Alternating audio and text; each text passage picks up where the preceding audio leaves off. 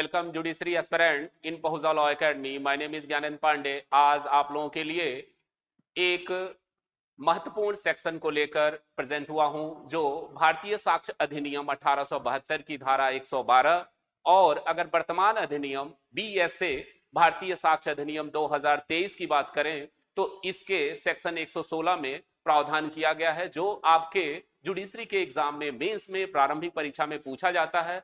और वह प्रश्न यह है कि किसी बच्चे की धर्मस्थता अगर डिसाइड करनी है तो उस दशा में हम कौन से नियम अप्लाई करेंगे। और यह सेक्शन कहता है बीएसए की धारा 116 कि यदि किसी बच्चे की धर्मस्थता का प्रश्न है कि वह बच्चा किसका है, उसका पिता कौन है। और यह भी ध्यान रखने की बात है कि धारा 116 बीएसए की मातृत्व की बात नहीं करता, पितृत्व की बात करता है। मातृत्व डिसाइड अगर नहीं है तो उस पर धारा 116 लागू नहीं होगी।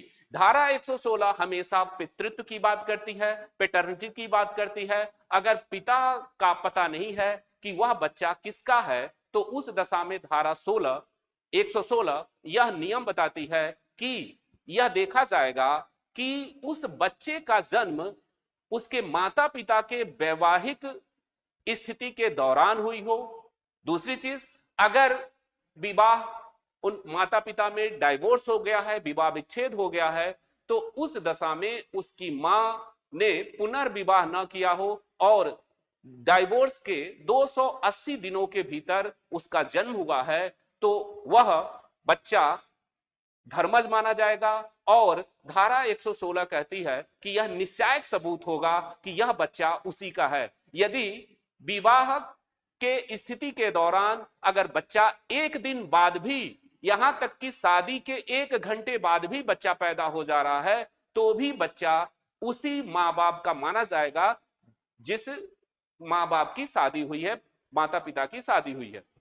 लेकिन इसका एक अपवाद धारा 116 कहता है कि यदि जो कोई इस बात का कि यह बच्चा धर्मज नहीं है या उस पिता का बच्चा नहीं है, उसको, उस पिता को यह साबित करना होगा कि जब बच्चा गर्भ में आया था उस समय उस पुरुष और उस महिला जिससे उसकी शादी हुई है, उस गर्भाधान के दौरान यह स्थिति नहीं थी कि वह उससे मिल सके। अगर इस तथ्य को वह साबित कर देता है तो फिर यह खंडन किया जा सकता है कि बच्चा उसका नहीं है, वह बच्चा उस पिता का नहीं होगा। अब प्रश्न उठता है कि क्या बच्चे की पैटर्निटी निर्धारित करने के लिए बच्चे का डीएनए टेस्ट कराया जा सकता है। तो सुप्रीम कोर्ट ने इस पर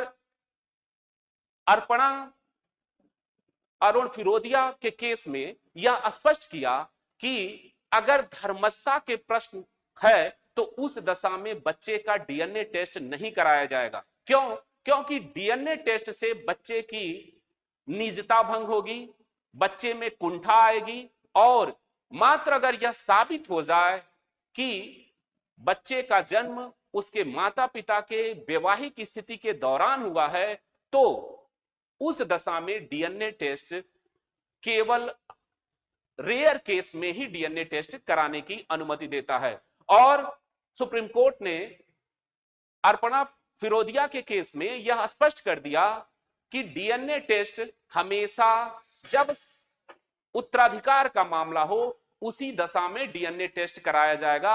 अगर धर्मस्थता का प्रश्न है तो उस दशा में डीएनए टेस्ट रेयर से रेयरेस्ट मामले में ही होगा, अन्यथा नहीं होगा।